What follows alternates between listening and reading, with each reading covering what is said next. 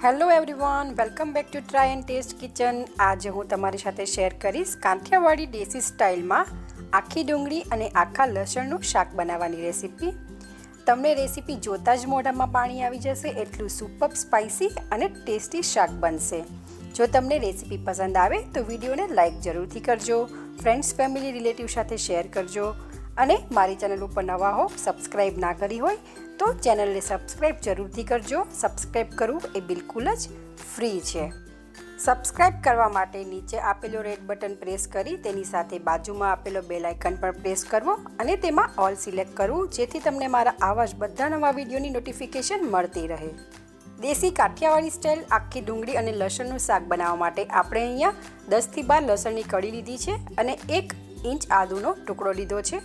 આપણે એને ખાની દસ્તામાં એડ કરી દઈશું, થોડું મીઠું એડ કરશું અને 1 ચમચી લાલ મરચું એડ કરશું। ત્યારબાદ આપણે એને દસ્તાથી ક્રશ કરી લઈશું, એની પેસ્ટ બનાવી લઈશું। તમે જોઈ શકો છો અહીંયા મેં લસણની પેસ્ટ બનાવી લીધી છે। હવે આપણે લસણની પેસ્ટને બાઉલમાં ટ્રાન્સફર કરી લઈશું। તો આપણી લસણની પેસ્ટ બનીને બિલકુલ તૈયાર છે। ત્યારબાદ આપણે 1 કપ ખારી સિંગ લીધી છે। ખારી સિંગને આપણે ખાની દસ્તા વડે ક્રશ કરી લઈશું।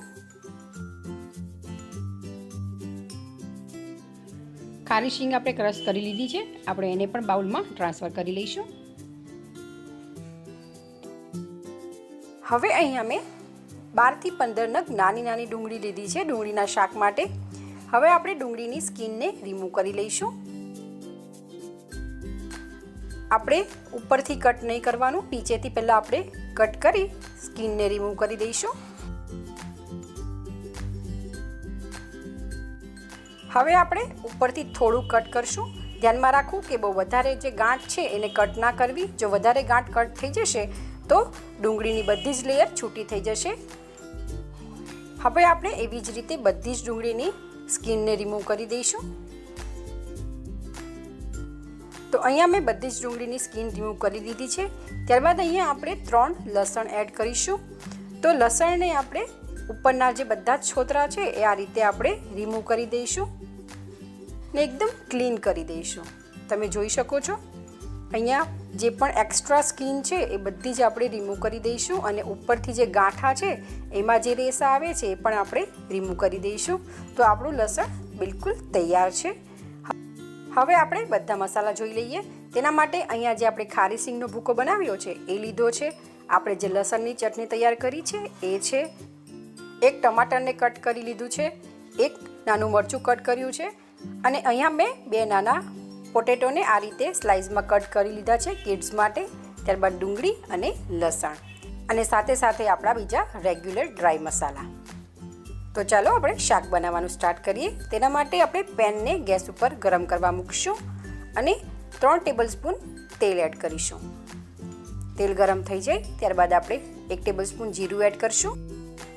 જીરું ક્રેકલ થઈ જાય ત્યારબાદ આપણે 1/4 ટેબલસ્પૂન હિંગ એડ કરશું। ત્યારબાદ આપણે તૈયાર કરેલી લસણની ચટણી એડ કરશું અને સોતે કરી લઈશું।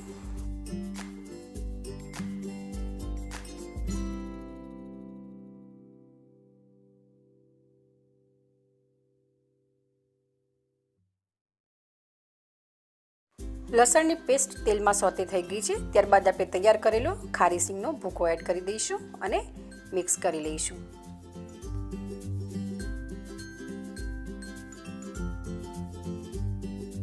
હવે આપણે ડુંગળી એડ કરી મિક્સ કરી લઈશું। ત્યારબાદ આપણે બટેટાની સ્લાઇસ એડ કરી મિક્સ કરી લઈશું।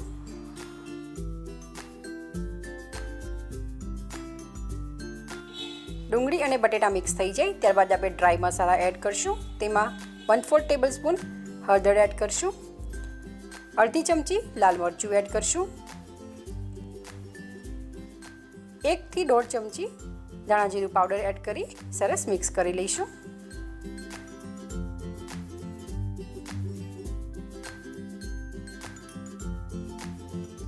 મસાલા ડુંગળી અને બટેટા સાથે એકદમ સરસ મિક્સ થઈ ગયા છે। હવે આપણે 1/4 કપ પાણી એડ કરી મિક્સ કરી અને 1 મિનિટ સુધી બોઇલ થવા દઈશું.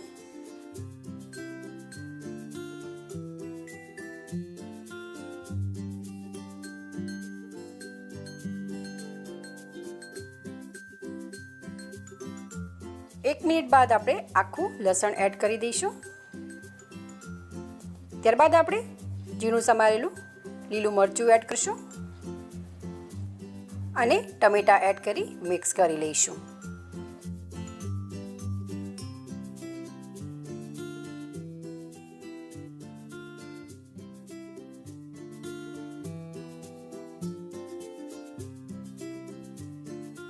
તમે જોઈ શકો છો ગ્રેવી થોડી થીક થઈ ગઈ છે, તો આપણે વધુ અડધો કપ પાણી એડ કરીશું અને મિક્સ કરી લઈશું. ત્યારબાદ આપણે થોડું ટેસ્ટ કરી મીઠું એડ કરીશું સ્વાદ અનુસાર.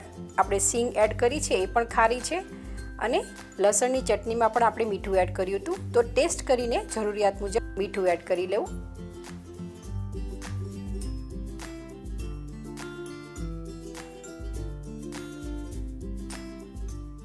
હવે આપણે કવર કરી શાકને 5 થી 7 મિનિટ સુધી કૂક થવા દઈશું.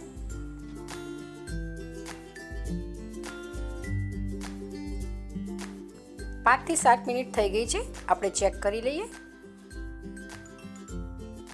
ડુંગળી કાચી લાગે છે તો ફરી આપણે કવર કરીને લો ફ્લેમ ઉપર 4 થી 5 મિનિટ સુધી કૂક કરી લઈશું.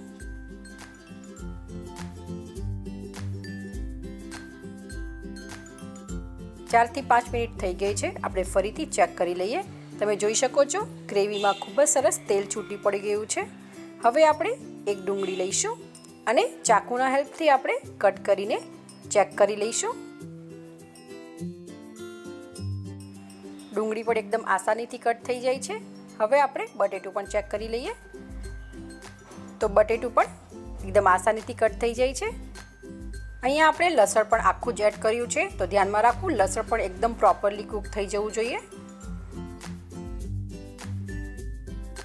તો આપણું શાક એકદમ પ્રોપરલી કૂક થઈ ગયું છે.